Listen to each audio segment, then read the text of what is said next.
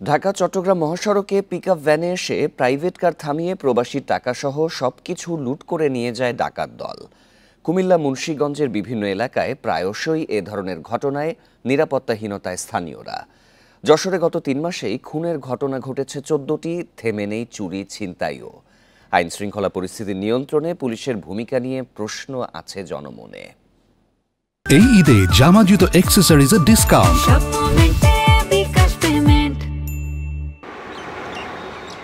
ঢাকা চট্টগ্রাম মহাসড়কে রাতে ডাকাতের আতঙ্ক, আর দিনে রাস্তাঘাটে অজ্ঞান পার্টির দৌরাত্ম্য।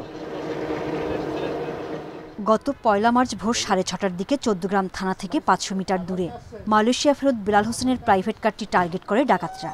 মহাসড়কে পিকআপ ভ্যানে এসে লুট করে নেয় মোবাইল ফোন, নগদ টাকা, ৩টি লাগেজ সহ সবকিছু।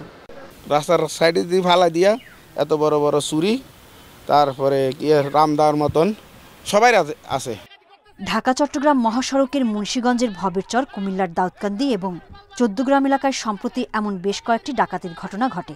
আমার ব্যাংক কার্ডে ছিল ১,১০,০০০ টাকা, এটাও তুলে নিয়ে গেছে গা, আর আইফোনটাও নিয়ে গেছে গা, হাতে একটা ঘড়ি ছিল। যদিও আইনশৃঙ্খলা বাহিনীর দাবি, এ ধরনের অপরাধ ঠেকাতে এরই মধ্যে নেওয়া হয়েছে ব্যবস্থা।